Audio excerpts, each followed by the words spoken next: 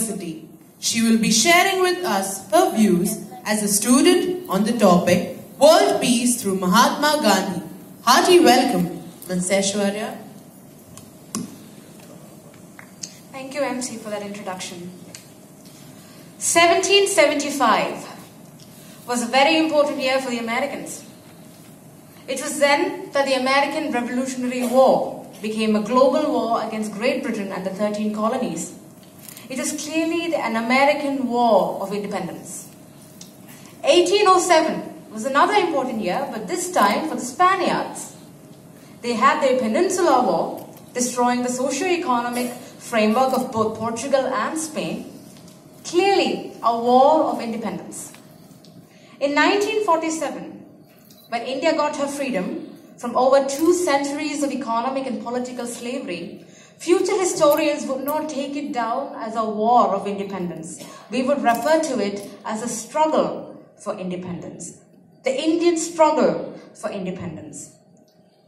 It was clearly a struggle because there was no call to take up arms. There was no armistice. No buildings were bombed down. So how is war and struggle different in this concept? Is the history I studied in school different from the history we all learnt in school? My professor always used to refer to Mahatma Gandhi as Mr. Gandhi. Later, when I went to college, my teachers would come up on the dais and refer to him as the Mahatma, the one who could make a grand change, the one who could give a lot of insight into how peace could be achieved in different facets of society. How can a country gain its independence without the atrocities that the phenomenon called war inflicts upon its skies and land? How can its sky remain blue and not grey from all the bombs that can fall in it, and the land green amidst the country's tumultuous political strife? From centuries, countries have tried to disentangle itself from the clutches of its oppressors, often ending in bloodshed and warlike conflict which lasts thousands of years, killing thousands. The economy is in shambles. Culture dissolves, and there is little left to be truly free. In 1947, when India got her freedom, along with her won the liberation of a concept. We used to believe in the concept that peace can only be achieved after war. Peace can only be achieved after violence. Because for us, violence is synonymous with as a method of getting peace. But enter Mohandas Karamchand Gandhi, a political figure who came into India around 40 years before independence, who showed us that violence is not a way of achieving peace. Because whatever peace we achieve through violence is only temporary. That peace is a child of violence, and it will eventually show its true colors. Ladies and gentlemen, world peace is a strong, broad term. How many of us fully understand what world peace really means? Several people before us have spoken about it, cried about it, moved our minds and hearts about it. But let me ask you one question. How many of us have truly, wholeheartedly tried to achieve world peace? The answer wouldn't be that many. And for the ones who have tried to achieve world peace, we always find fault with them. And that, ladies and gentlemen, is a bane of our times. A nation with starving people needs all the help it requires. But what about a war-hungry nation? A war-hungry nation needs nothing. It only wants to create war. Gandhiji once said, if we have no charity and no tolerance, we shall never settle our differences amicably and must therefore always submit to the arbitration of a third party. Many of today's conflict management techniques and resolution processes have a clear shadow of what and how Gandhi had seen as international issues at his time. Peace can never be achieved by one-dimensional and unilateral talks.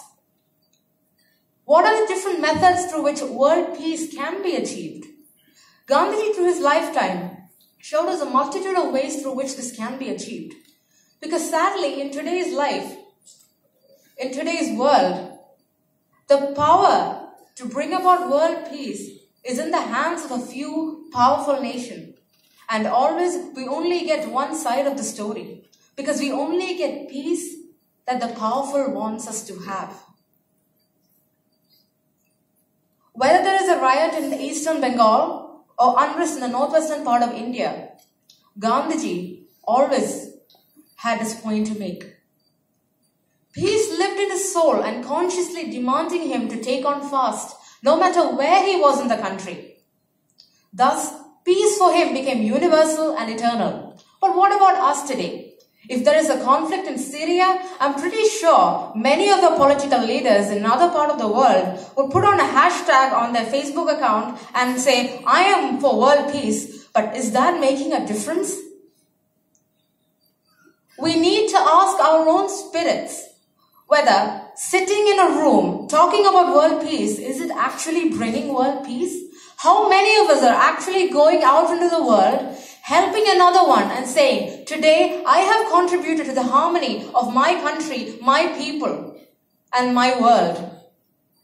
I don't think many of us can.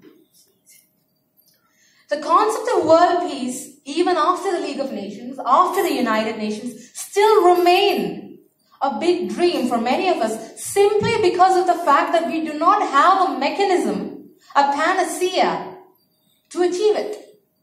Whatever we achieve is simply temporary. Whatever we achieve is simply in a resolution.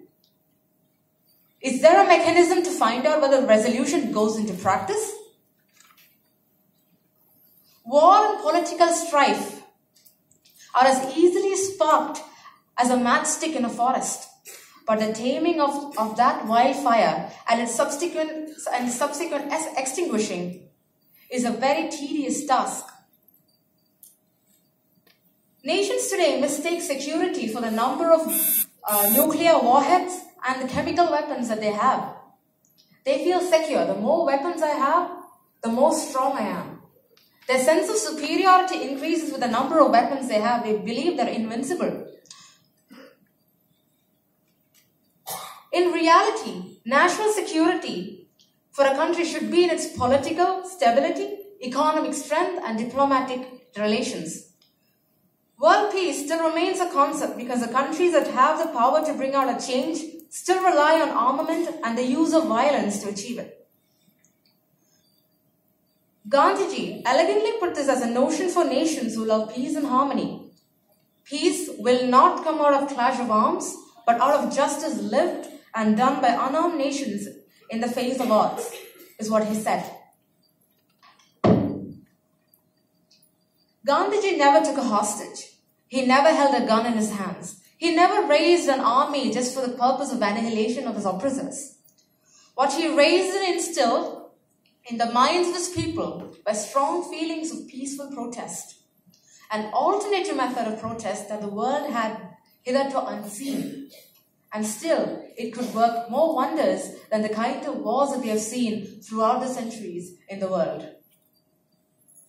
Adapting some of Gandhiji's principles of peaceful negotiation, satyagraha, non-violence, fasting, and non-cooperation without killing an animal or soul or inhibiting life. The aim should be to make both sides see reason, understand mistakes, and learning to face change in the right direction. As a college student, as a youngster, representative of youngsters all over the country, I have a few more comments to make. In our campuses, often we do not have negotiation as a method of finding solutions to problems. We see that often political issues come up and students all over colleges take up violence as a method of finding solutions.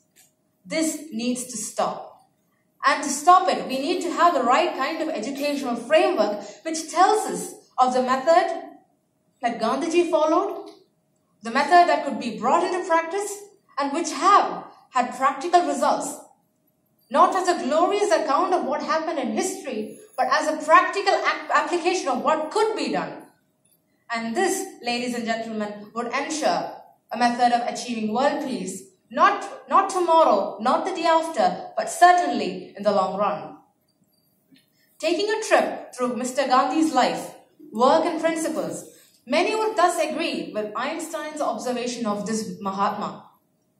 Generations to come will scarce believe that such a one as this ever in flesh and blood walked upon this earth. Thank you.